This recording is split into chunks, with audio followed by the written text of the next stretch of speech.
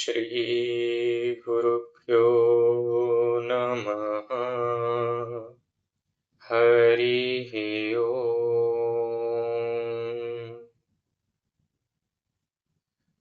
चलिए, तो अपन चरक विमान 8 44 वाद मार्ग पढ़ रहे थे। तकरीबन 17 हमने जो है खत्म कर दिए थे। क्या क्या पढ़ लिया था हमने सबसे पहले पढ़ा कि भाई वाद क्या होता है। ठीक है, वाद के बाद हमने कौन कौन से देखे भाई, द्रव्य गुण कर्म सामान्य विशेष समवाय, ये देखा। फिर हमने ये समझा कि भाई प्रतिज्ञा क्या होती है। फिर प्रतिज्ञा के बाद पर प्रतिज्ञा क्या होगी, फिर हम उसकी स्थापना करेंगे, प्रतिस्थापना करेगा सामने वाला। ठीक, फिर अब ये स्थापना प्रतिस्थापना किस तरीके से होती थी, हेतु उदाहरण उपनय और निगमन के द्वारा होती थी। फिर हमने सिद्धांत देख लिए। ठीक है, सर्वतंत्र सिद्धांत देखा, प्रतितंत्र सिद्धांत देखा, अभ्युगम सिद्धांत देखा। ठीक है, अब क्या किया कि भाई जो हमने वहां 4 हेतु पढ़े थे अपनी प्रतिज्ञा की स्थापना के लिए। ठीक है, वो क्या पढ़े थे, प्रत्यक्ष हो सकता है। ठीक है, आप प्रत्यक्ष के थ्रू आप अपनी बात को कह सकते हो, आप तो उपदेश से कह सकते हो, उपमा से कह सकते हो, ठीक है, या अनुमान से कह सकते हो। तो आज अपन जो है ये चारों से स्टार्ट करते हैं और तकरीबन 8-10 जो है अपन कंप्लीट कर लेंगे। ठीक है, तो देखते हैं भाई हेतु क्या है ना। तो हेतु भाई हमारे पास साध्य, जो हमारा साध्य वचन है उसको साध्य करने का साधन होता है। ठीक है, अब इसमें हमारे पास 4 साधन है। ठीक है, या 4 हेतु हैं। सबसे पहला प्रत्यक्ष देख लेते हैं। तो क्या कहता है, प्रत्यक्षम नाम तत् यत आत्मना च इंद्रियैश्च स्वयं उपलभ्यते। यानी जो चीज क्या है भाई, आत्मा प्रत्यक्ष यानी कर सके या फिर इंद्रियों से प्रत्यक्ष हो सके। अब इंद्रियों से क्या प्रत्यक्ष हो सकता है, शब्द स्पर्श रूप रस गंध। ठीक है, ओके। और आत्मा से प्रत्यक्ष मतलब, तो इधर आत्मा से किसको मानो, मन को मानो। ठीक है, तो सुख या आत्मिक गुण कौन कौन से पढ़ते, सुख दुख इच्छा द्वेष प्रयत्न बुद्धि। ठीक है, ये हमने 6 आत्मा के गुण पढ़े थे ना। तो ये सब भाव, ठीक है, जहां से महसूस किया जा सके, यानी बेसिकली भावों को चाहे इंद्रियों से एक्सप्रेस परसीव किया जा सके या आत्मा से, तो ये हो गए हमारे प्रत्यक्ष। ठीक, तो क्या है प्रत्यक्ष, प्रत्यक्ष वो है जो इंद्रियों से किया जा सके, दैट इज इंद्रिय प्रत्यक्ष। और प्रत्यक्ष वो है जो आत्म प्रत्यक्ष किया जा सके। तो ये हमने पढ़ा प्रत्यक्ष के बारे में। फिर अनुमान, अनुमान क्या है भाई, अनुमानम नाम तर्को युक्ति अपेक्षा। अनुमान क्या है, एक प्रकार का तर्क है जो युक्ति की अपेक्षा करता है। जैसे अनुमान के एग्जाम्पल पढ़े थे हमने पहले, उनमें ये क्या था भाई, देखो अग्नि जरण शक्ति, यानी अग्नि को हम नहीं देख सकते लेकिन जरण शक्ति से हम अनुमान लगा सकते हैं कि किसी व्यक्ति की अग्नि कैसी होगी। अगर जरण शक्ति अच्छी है तो अग्नि प्रबल है, अगर जरण शक्ति खराब है, खाना जीर्ण नहीं हो पाता है समय से, तो अग्नि जो है वो दुर्बल है।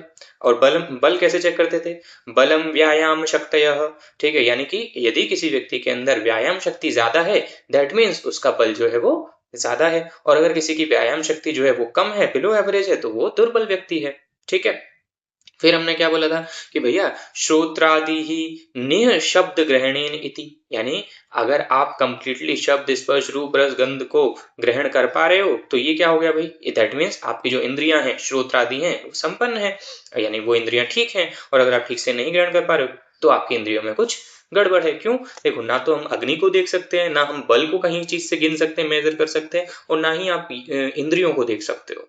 ठीक है, तो आप इनका जो है या तो जरण शक्ति से, व्यायाम शक्ति से, या शब्द स्पर्श रूप ग्रहण करने की क्षमता से हम अनुमान लगाते हैं कि इनकी स्ट्रेंथ जो है वो क्या है। ठीक है, तो ये सब क्या है, अनुमान के एग्जाम्पल हैं। और अनुमान क्या है, अनुमान एक प्रकार का तर्क है। अनुमानम नाम तर्क युक्ति अपेक्षा, जो युक्ति की अपेक्षा करता है। ठीक, अब क्या है भाई, श्रोत्रादीनी शब्दानी ग्रहणेन इति, ऐसे क्वेश्चन आ गया। ठीक है, तो ये क्या है, ये प्रत्यक्ष का एग्जाम्पल है या फिर अनुमान का एग्जाम्पल है, तो अनुमान का एग्जाम्पल है, गड़बड़ नहीं करना है। ठीक है, श्रोत्रादियों से शब्द शब्द स्पर्श रूप ग्रहण हो रहा है, ये अनुमान का एग्जाम्पल है, गलती नहीं होनी चाहिए। फिर सती श्रोत्रादि सद्भावे शब्दादि ग्रहणम इति, यानी भैया श्रोत्रादि से सभी सही भावों का ग्रहण हो रहा है या होता है, तो ये क्या है, ये अनुमान है, प्रत्यक्ष है, क्या है, ये सत्य है, ठीक है, ये सत्य है कि दृष्टार्थ है? ये दृष्टार्थ है, ठीक है, क्योंकि सत्य में अपन ने क्या पढ़ा था, ठीक है, सत्य सत्य संति आयुर्वेद उपदेशानी, ठीक है, इस प्रकार से हमने पढ़ा था संत्य संति करके, ठीक है। तो यहाँ पर भी देखो श्लोक में स्टार्ट में दृष्टार्थ शब्दों में क्या आ रहा है, सती श्रोत्रादि सद्भावे शब्दादि ग्रहणम इति, ठीक। और सत्य में क्या था कि भाई संति आयुर्वेद उपदेशः, ठीक, संति सिद्धि उपाय संति सिद्धि उपाय, ठीक, और संति आरंभ फलान, ठीक, जो भी आरंभ किए हुए कार्य होते हैं उनका कोई ना कोई फल होता है। आयुर्वेद के उपदेश जो हैं वो सत्य हैं, और कोई बीमारी हुई तो उसको साध्यता के लिए जो आप उपाय करते हो वो भी सत्य है। तो संति संति करके ये 3 हमने पढ़े थे। जबकि दृष्टार्थ में हमने क्या देखा था, दृष्टार्थ में हमने ये देखा था कि ये जो हमने अभी बोला सती श्रोत्रादिभिः सद्भावे शब्दादि ग्रहणमिति, ठीक, षड्भिः उपक्रमैः प्रशम्यन्ति, 6 प्रकार के उपक्रमों से, लंघन भ्रंगण से, स्वेदन स्तंभन से, रूक्षण और स्नेहन से क्या होता है, रोगों का शांति होती है, ठीक। और त्रिसूत्र आयुर्वेद, ठीक है, त्रिसूत्र आयुर्वेद नहीं बोले हमने कि भाई 3 कारणों से, ठीक है, या तो हीन योग, अति योग या मिथ्या योग से क्या होता है, दोषों का प्रकोप होता है। तो ये सब क्या थे, ये हमने दृष्टार्थ में पढ़ा था, ठीक है। और अदृष्टार्थ शब्द क्या था, जो दिखता नहीं है लेकिन होता है। अब जैसे प्रेत्याभाव वगैरह जो पढ़े थे, कल पढ़े थे ना, प्रेत्याभाव जो है या अस्थि मोक्ष, ये सब क्या है, अदृष्टार्थ शब्द है। खैर ये सब की बात हम यहाँ नहीं कर रहे, हमने खाली इतना देखा कि अगर ऐसे बोल दे श्रोत्रादि शब्दादि ग्रहणे नीति तो वो अनुमान है, लेकिन अगर इसी शब्द के आगे सती लगा दे कि सती श्रोत्रादि सद्भावे शब्दादि ग्रहणमिति तो वो दृष्टार्थ शब्द है, ठीक है। तो ये ध्यान रखना है। नेक्स्ट अगला, प्रतिषेध के द्वारा क्या जाना जाता है, ठीक है, हमने पहले पढ़े थे ये सब बातें। तो प्रतिषेध के द्वारा द्वेष को जाना जाता है, तो ये क्या है, अनुमान ही तो है। अनुबंध के द्वारा क्या जाना जाता है, अनुबंध के द्वारा जाना जाता है उपधि, उपधि यानी उपधिम या उपधा यानी छल, ठीक। उसके बाद बात करें अविषाद के द्वारा क्या जाना जाता है, धैर्यम अविषादेन, ठीक है, अविषाद से धैर्य को जानो। अलौल्यम के द्वारा क्या जाना जाता था भाई, लौल्यम क्लेश कराणाम, तो अलौल्यम धृतिम अलौल्यम, ठीक है, तो अगर अलौल्यता है तो उससे धैर्य को जानो, ठीक, विषाद नहीं है तो उससे धैर्य को जानो, ठीक। नेक्स्ट, धृति अलौल्यम और अविषादेन धैर्यम, ये बात हुई अनुमान की। अब क्या है, एति है, एति हमें पता है आप तो उपदेश, ठीक है। तो क्या है, अगर मान लो ऐसे श्लोक क्वेश्चन आ गया ब्लैंक, आप तो उपदेश वेद आदि ही, तो ये क्या है, ये एति है या शब्द है, ठीक है। हमको शब्द पे टिक नहीं करना है, क्योंकि हमारे दिमाग में क्या भरा हुआ रहता है कि आप तो उपदेश जो है या जो शब्द आदि जो कह दिए गए वो सही, वो ठीक है, वो गलत बात नहीं है। लेकिन अगर ऐसे आता है ब्लैंक, आप तो उपदेश वेद आदि ही, तो ये क्या है, ये एतीय है। क्योंकि शब्द के लिए तो हमने क्या पढ़ा था, शब्दों नाम वर्ण समामनाय, तो शब्द क्यों क्लिक करोगे भाई, तो शब्द जो है वो क्या था कि शब्दों नाम वर्ण समामनाय, और आप्तोपदेश वेद आदि ये क्या है, ये एती है, ठीक। चल, गड़बड़ी नहीं करनी चाहिए, पेपर में कंफ्यूज नहीं होना ऑप्शन को देख के। औपम्य, औपम्य क्या है भाई, औपम्य नाम यत अन्येन अन्यस्य सादृश्यम अधिकृत्य प्रकाशनम, ठीक, यानी क्या बोल रहे हैं कि सादृश्य जिसमें लिखा हुआ मिल जाए वो क्या है, उपमा, यानी सादृश्य मतलब उसके जैसा कुछ देख लिया। तो क्वेश्चन में जिस भी श्लोक में दिख जाए कि भाई औपम्यम नाम यत अन्येन अन्यस्य सादृश्यम अधिकृत्य, तो बेसिकली इस लाइन का मतलब ये है कि भाई किसी और चीज को देख करके किसी और चीज का ज्ञान कर लेना, ठीक है, तो वो होता है औपम्य बात, ठीक है। लेकिन हमको श्लोक में क्या पकड़ना है, सादृश्य वर्ड दिख जाए तो वो औपम्य वाले वाद मार्ग की बात कर रहा है, ठीक है। अब जैसे और एग्जाम्पल्स के थ्रू पूछ ले कि भाई ऐसे बोल दिया कि भाई दंडेन दंडकस्य, अब दंडे को देख के दंडक नाम की बीमारी को समझ लेना चाहिए, ठीक है। क्यों, क्योंकि भाई दंडक जो रोग का नाम हमने दंडक इसीलिए रखा क्योंकि उसमें जो है व्यक्ति दंड के समान हो जाता है। तो यदि किसी ने दंड को देख लिया तो वो बीमारी के कैरेक्टर समझाएगा, यह लक्षण समझ जाएगा, ठीक। धनुषा धनु स्तंभ, अब धनु स्तंभ बीमारी को समझना है तो उसके लक्षण समझने के लिए कैसा समझे, धनुष को देख लो, धनुषा धनु स्तंभ, ठीक। ईश्वासेन आरोग्य, आरोग्यदय, ठीक। तो ईशु आसान, ईशु आसान मतलब क्या होता है भैया, धनुर्धर, ठीक है। तो जिस तरह धनुर्धर जो है वो निशाने के लिए एकदम परफेक्ट होता है, स्नाइपर परफेक्ट होता है, उसी तरह भैया क्या भाई जो वैद्य होता है वो आरोग्य देने वाला होता है, आरोग्यदय होता है। ईश्वासेन आरोग्यदय, आरोग्यदय कौन, वैद्य। तो ईश्वासेन आरोग्यदय क्या हो गया, ये उपमा हो गई। हम धनुर्धर की जो है उपमा कर रहे हैं किससे, वैद्य से। ठीक है, कि वो इतना प्रिसाइज होता है, इतना परफेक्ट होता है, ईश्वासेन आरोग्यदय। ठीक। नेक्स्ट, संशय। संशय क्या है भाई, नेक्स्ट हम बात करें संशय। संशय क्या है, संशयो नाम संदेह लक्षण अनुसंदिग्धेषु अर्थेषु अनिश्चय। यानी संशय, संदेह, संदिग्ध, अनिश्चय, ये सब लगभग एक ही बात है। ठीक है, मुझे संशय हो रहा है, मुझे संदेह हो रहा है, मुझे ये आइटम संदिग्ध है, ऐसा शक लग रहा है। ठीक है, या इसमें अनिश्चितता है, ये सब एक ही बात है। ठीक है, तो क्वेश्चन अगर आए ब्लैंक संदेह लक्षण अनुसंदिग्धेषु ब्लैंक, तो क्या है, तो क्या है, ये संशय है। ठीक है, अगला प्रयोजन। प्रयोजनम नाम यत् अर्थम आरंभयन्तः आरंभाः। प्रयोजन होता है जिसके अर्थ के लिए आप कार्य करते हो। पढ़ना आरंभ क्यों किया, वैद्य बनने के लिए, तो वैद्य बनना आपका क्या हुआ, प्रयोजन। तो प्रयोजन जो है वो है यत अर्थम आरंभयतः आरंभाः, जिसके अर्थ के लिए आप अपने कार्य को आरंभ करते हो, जिस चीज के टारगेट के, तो प्रयोजन क्या हो गया, आपका टारगेट। तो पढ़ना आरंभ क्यों कर रहे हो आप, क्योंकि आपको एक सक्सेसफुल वैद्य बनना है। ठीक, तो यत अर्थ आरंभयतः आरंभः प्रयोजन। अगला सव्यभिचार। सव्यभिचारम नाम यत व्यभिचरणम, अव्यभिचारेण के द्वारा हम किसको जानते थे, ऐसे ध्यान करो। ठीक है, तो मनो के अर्थ। इट मीन्स मन का स्थिर होकर अपने विषयों को ग्रहण करना क्या कहलाता था, मनोअर्थ। तो मनोअर्थः अव्यभिचारेण, इसका मतलब ये है कि यदि आप अपने मनो के अर्थों को ठीक ठीक से ले पा रहे हो, पढ़ रहे हो तो पढ़ाई में ध्यान जा रहा है, ठीक है, लिख रहे हो तो लिखना ही पे ध्यान जा रहा है, खेल रहे हो तो खेलने में ध्यान है, तो इसका मतलब क्या है, आपका मन जो है व्यभिचारित है या अव्यभिचारित है, व्यभिचारित है। ठीक है, अव्यभिचारित है, यानी आपका मन जो है वो डिस्ट्रैक्टेड नहीं है। अगर अव्यभिचार का उल्टा किया जाए तो क्या होगा, सव्यभिचार। ठीक है, तो सविचार का मतलब क्या हुआ कि आपका मन स्थिर हुआ या अस्थिर हुआ, अस्थिर हुआ। ठीक है, हेंस सव्यभिचार का मीन कोई एक बात पर या एक थॉट पर मन का नहीं टिकना हुआ। तो सव्यभिचार की स्टेट में मन में एक बात चल रही है या कई बात चल रही है, कई बात चल रही है। फॉर एग्जाम्पल, अगर डॉक्टर अपने मन में व्यभिचरण कर रहा है, ठीक है, यानी कंफ्यूज हो रहा है कि वो क्या सोच रहा है कि भाई ये मेडिसिन दूंगा तो ये बीमारी ठीक होगी कि नहीं होगी, या ये पेशेंट इस लक्षण से आया है, इसको यही बीमारी हो सकती है कि ये 3-4 और चीजों में कंफ्यूज है कि ये भी हो सकता है वो भी हो सकता है। तो ये हम क्या बोलते हैं कि भाई ये सब तो क्या है, ये सब जो है सव्यभिचार का एग्जाम्पल है।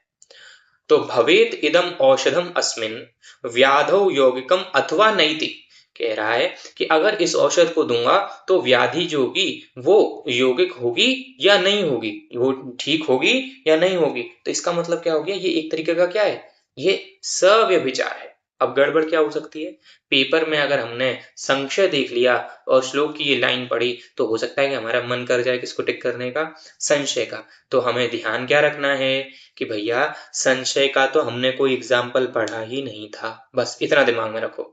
संशय का हमने कोई एग्जाम्पल नहीं पढ़ा था, हमने संशय के सिर्फ और सिर्फ सिनोनिम पढ़े थे। सिनोनिम क्या पढ़े थे कि भाई संशयो नाम संदेह लक्षण अनुसंदेशु अर्थेशु अनिश्चय, इस तरह से हमने पढ़ा था।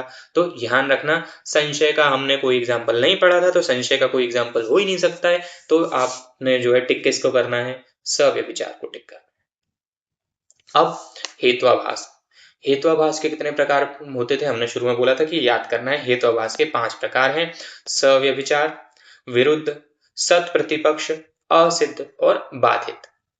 फिर इसमें जो सबसे पहला है सव्यभिचार, क्यों हमें पढ़ना है ये हेत्वाभास, क्योंकि ये जो सव्यभिचार है यही तो आप बाद मार्ग में पढ़ रहे हो कि सव्यभिचारम नाम यत व्यभिचरणम, व्यभिचरण करना ही सव्यभिचार है, डिस्ट्रैक्टेड होना ही सव्यभिचार है। तो इससे क्या होगा, आपको हेतु जो है नहीं मिल पाएगा, आपको जो है सच बात पता नहीं चलेगी। अब सव्यभिचार के कितने प्रकार हो सकते हैं, साधारण सव्यभिचार, असाधारण सव्यभिचार और अनुपसंहारी सव्यभिचार। ठीक है, सॉरी।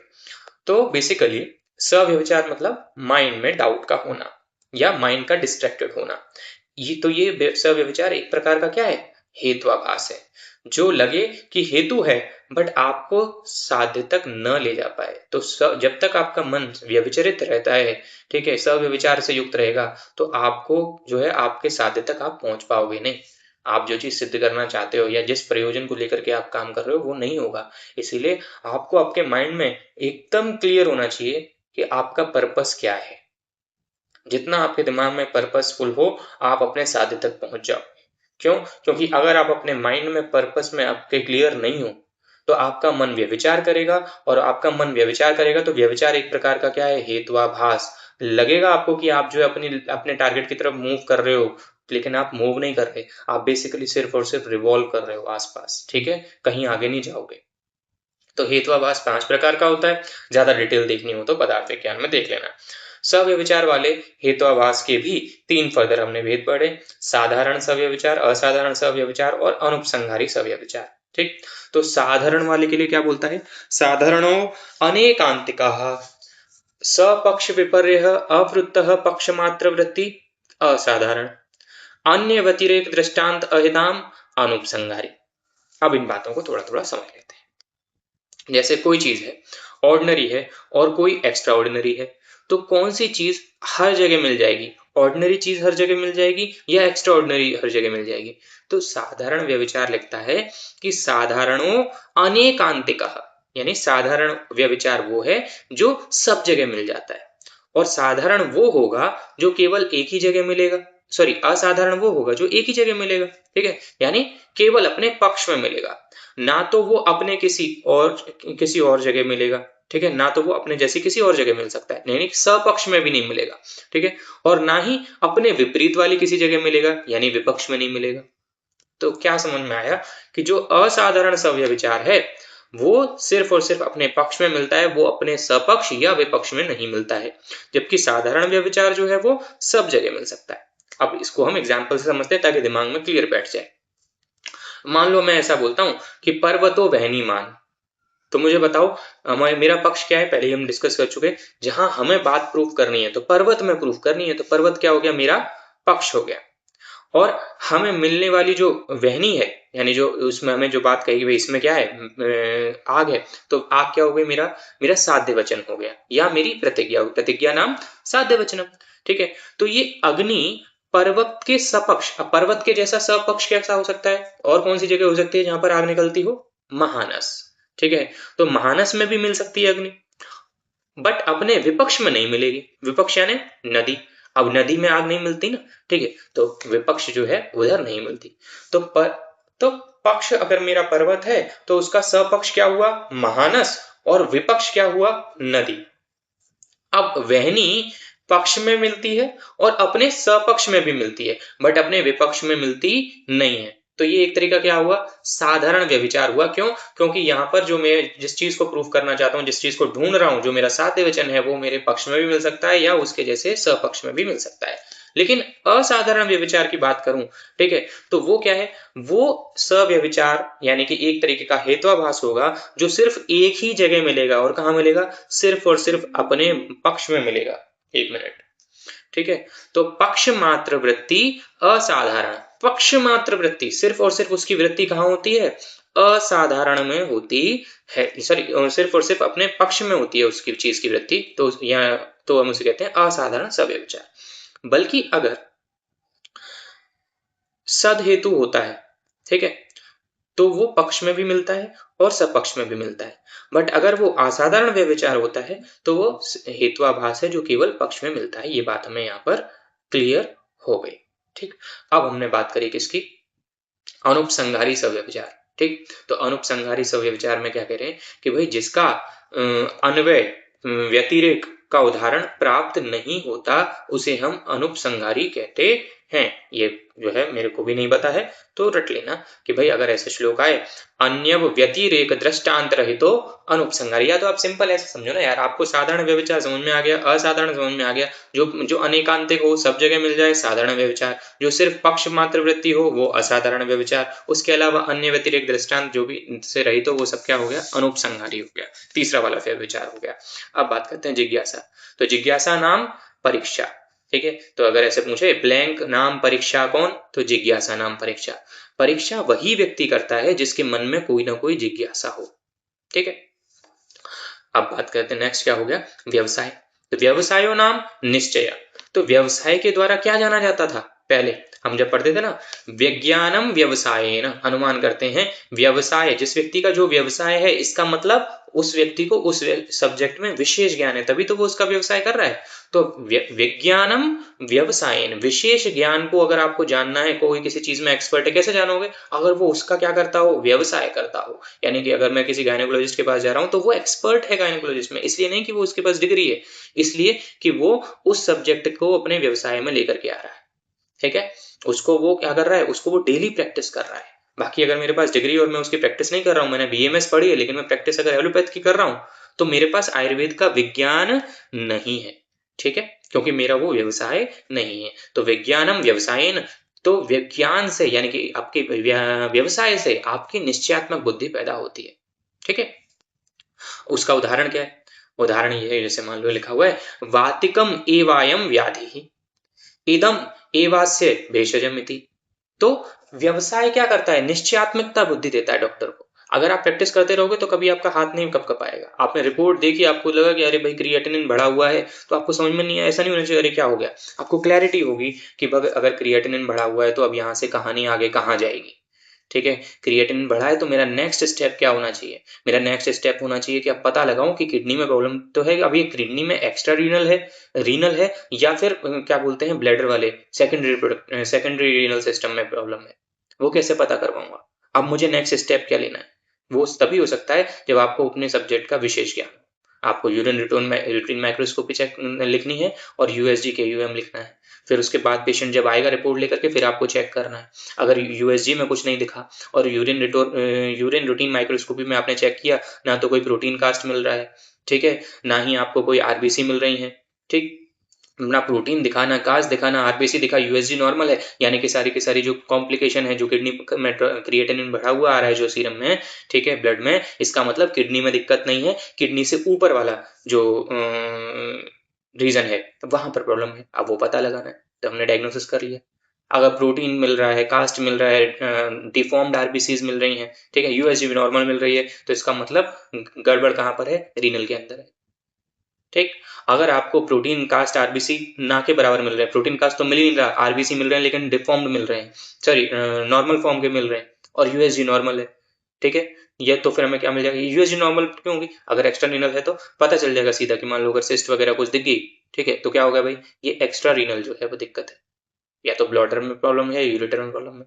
तो ये सब निश्चयात्मकता कैसे आई, ये सब निश्चयात्मकता इससे आई क्योंकि व्यवसायो नाम निश्चय, आपने व्यवसाय बना रखा है, आप दिन और रात आते जाते देखते हो किडनी के पेशेंट्स को, ठीक है। नेक्स्ट अर्थ प्राप्ति। तो अर्थ प्राप्ति बोल रहा है कि भाई अर्थ प्राप्ति क्या है, अगर कोई क्वेश्चन पूछे तो अर्थ प्राप्ति जो है वो वाद मार्ग है, सही बात है, ठीक है। बाकी हम एक प्रमाण भी पढ़ते हैं या तंत्र युक्ति भी पढ़ते हैं, वहां पर क्या लिखा हुआ था, वहां बोलते थे अर्थापत्ति, ठीक है। तो अर्थ प्राप्ति वाद मार्ग है और अर्थापत्ति जो है वो प्रमाण या तंत्र युक्ति है, ध्यान रखना है। तो अर्थ प्राप्ति वाद मार्ग है और अर्थापत्ति एक प्रमाण है या तंत्र युक्ति है, ये याद रखना है, गलती नहीं करनी, ठीक। चलो अब श्लोक क्या कहता है, इसमें कहता है कि अर्थ प्राप्ति नाम यत्र अनेकेन उक्तेन अपरस्य अर्थस्य अनुक्तस्य अपि सिद्धि। अर्थ प्राप्ति नाम यानी एक, यत्र एकेन उक्तेन, एक बात कही, ठीक है, और अपरस्य अर्थस्य अनुक्तस्य अपि सिद्धि, उससे दूसरी बात जो नहीं कही वो भी समझ में आ जाए, तो वो हम क्या बोलते हैं, अर्थ प्राप्ति।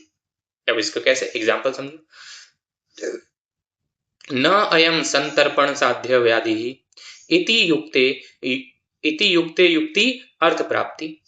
और क्या अर्थ प्राप्ति मिल गई, अब तर्पण साध्यम इति, यानी किसी ने बोला कि ये व्याधि संतर्पण साध्य नहीं है, न अयम संतर्पण साध्यम व्याधि, ठीक है, इति युक्ते युक्ति अर्थ प्राप्ति, इससे हमें अर्थ प्राप्ति मिल गई। क्या हमें अर्थ मिल गया कि भाई अब तर्पण साध्य इति, तो उससे हमें पता चल गया कि जो अनुक्त है, जो नहीं कहा गया, उससे हमें पता चल गया कि भाई संतर्पण साध्य नहीं है, तो इसका मतलब क्या हो गया, अब तर्पण साध्य है, ठीक है। तो यत्र एकेन उक्तेन अपरस्य अर्थस्य अनुक्तस्य अपि सिद्धि, ठीक है, एक जगह एक बात को बोल करके जो अनुक्त है उसकी भी सिद्धि हो जाए तो हम क्या बोलते हैं, उसको अर्थ की प्राप्ति हो गई। अगला क्या बोल रहा है भाई, दूसरा एग्जाम्पल क्या कह रहा है कि न अनेन दिवा भुक्ते भुक्तव्यम इति युक्ति भवति अर्थ प्राप्ति। इससे क्या अर्थ प्राप्ति प्राप्त हुई, निशि भुक्तव्य इति, यानी स्टेटमेंट बोला कि दिन में नहीं खाएगा, न अनेन दिवा भुक्तव्यम इति, दिन में नहीं खाना है। तो इसका मतलब ऑटोमेटिकली पेशेंट क्या समझ में आना चाहिए, हमको क्या समझ में आना चाहिए, इसका मतलब ये बोला जा रहा है कि आपको कब खाना है, रात में खाना है, निशि भुक्तव्यम इति। ठीक, तो ये हमने समझ लिया अर्थ प्राप्ति। या हमारे लगभग हमने 10 आज 27 तक कंप्लीट कर लिए बात मान। रागादिरोगान् सततानुशक्तान् अशेषकाय प्रसृतान् शेषान् औत्सुक्यमोहारतितान् जघान यो पूर्ववैद्याय नमोऽस्तु तस्मै।